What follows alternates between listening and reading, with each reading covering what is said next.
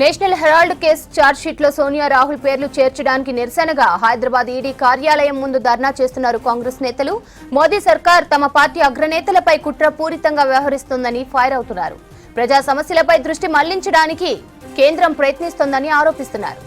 National Herald case ఛార్జ్షీట్లో సోనియా రాహుల్ పేర్లు చేర్చడానికి నిరసనగా హైదరాబాద్ ఈడీ కార్యాలయం ముందు ధర్నా చేస్తున్నారు కాంగ్రెస్ నేతలు. మోదీ సర్కార్ తమ పార్టీ అగ్రనేతలపై కుట్రపూరితంగా వ్యవహరిస్తోందని ఫైర్ అవుతున్నారు. ప్రజా సమస్యలపై దృష్టి మళ్లించడానికే కేంద్రం ప్రయత్నిస్తోందని ఆరోపిస్తున్నారు.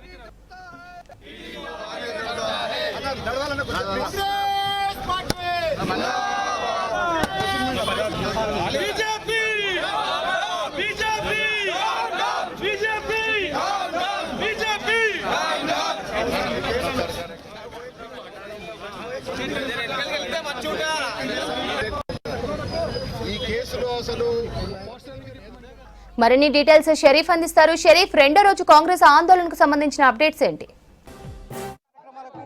కాలిచ్చారు. ఇవాళ పిసిసి నేతృత్వంలో పిసిసి ఆధ్వర్యంలో ధర్నా కొనసాగుతోంది. ఈడీ ప్రధాన కార్యాలయం వద్ద ధర్నా కొనసాగుతోంది. విజువల్లో మనం చూడొచ్చు.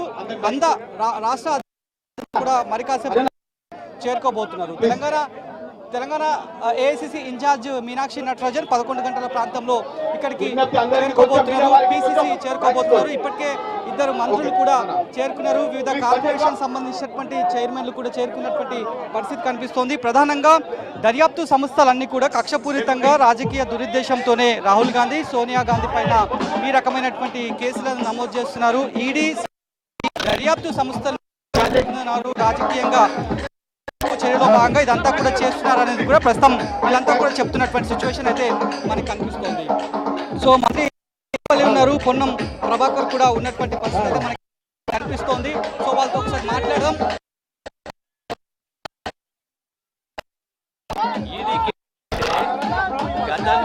గతంలో ఈడీ కేసు పెట్టినటువంటి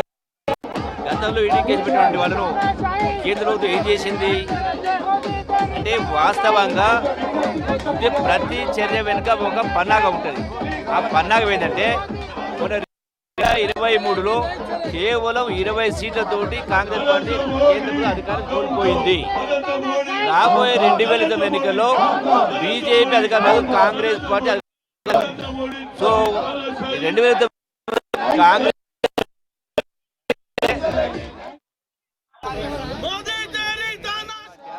తప్పకుండా ప్రతిఘటిస్తాం, పోరాటం చేస్తాం.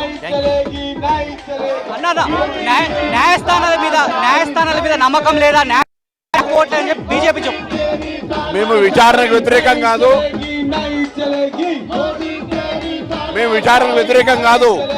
మేము వేధింపులకు వ్యతిరేకం. వేధింపులు జరుగుతున్నాయని ప్రజాస్వామ్యంలో ప్రజలకు చెప్పే ప్రయత్నం చేస్తున్నాం. ప్రధానంగా మేము చెప్తున్నారు, ప్రజాస్వామ్యంలో భాగంగానే దర్యాప్తు సంస్థలు ఇప్పటికే పలుసార్లు సోనియా గాంధీ, రాహుల్ గాంధీ విచారణకు వెళ్ళినటువంటి సిచ్యువేషన్స్ కూడా ఉన్నాయి. అన్ని సమాధానాలు చెప్పినప్పుడు కూడా రాజకీయ దురుద్దేశంతోనే ఇబ్బంది పెట్టే ప్రయత్నాలు చేస్తున్నారనే అంశాలైతే కాంగ్రెస్ శ్రేణులు చెప్తున్నటువంటి పరిస్థితి. మరి కాసేపట్లోనే పిసిసి మహేష్ గౌడ్ ఇక్కడి అమరవీరుల స్థూపం వరకు చేరుకున్నారు. అక్కడి నుంచి ర్యాలీగా ఈడీ ప్రధాన కార్యాలయం బషీర్బాగ్ లో ఉన్నటువంటి ఈడీ ప్రధాన కార్యాలయానికి ర్యాలీగా వచ్చిన తర్వాత ఈడీ కేసు, సిబిఐ కేసుకు సంబంధించి ఉద్దేశించి ఆయన మాట్లాడే సిచ్యువేషన్ అయితే కనిపిస్తుంది. ప్రధానంగా ఈ కేసులను మాత్రం రాజకీయ దురుద్దేశంతోనే చేస్తున్నాము.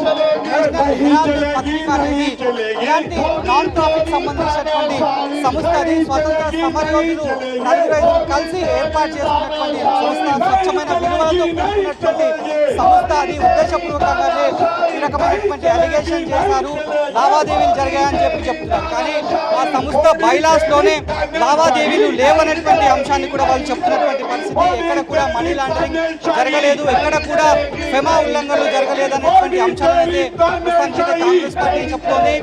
ప్రధానంగా ఈ కేసులను మాత్రం న్యాయస్థానం పరంగా ఎదుర్కొంటామనేటువంటి అంశాన్ని ఇప్పటికే కాంగ్రెస్ శ్రేణులంతా కూడా చెప్తున్నారు. నిన్న కూడా జిల్లా వ్యాప్తంగా డీసీసీలంతా కూడా డిస్ట్రిక్ట్ కాంగ్రెస్ ప్రదేశ్ సమితికి సంబంధించినటువంటి వాళ్ళంతా కూడా ధర్నా చేసినటువంటి పరిస్థితి. ఇవాళ ఏఐసీసీ పిలుపు మేరకు రాష్ట్ర నాయకత్వం అంతా కూడా నిరసన తెలుపుతున్నారు. ఏఐసీసీ పిలుపు మేరకు నిరసన తెలుపుతున్నటువంటి పరిస్థితి కనిపిస్తుంది. ఇక్కడ ఎలాంటి ఇబ్బంది కలగకుండా పోలీసులు పూర్తి స్థాయిలో బందోబస్తు ఏర్పాటు చేశారు. ట్రాఫిక్ ఎన్ఫోర్స్మెంట్ కూడా అయినటువంటి పరిస్థితి. ప్రధాన అవడంతో ఎలాంటి ఇబ్బంది కలగకుండా ట్రాఫిక్ ఎలాంటి సమస్య రాకుండా మాత్రం పూర్తి స్థాయిలో డిప్లాయ్ చేసినటువంటి సిచ్యువేషన్ అయితే మనకు కనిపిస్తుంది. Vote studio.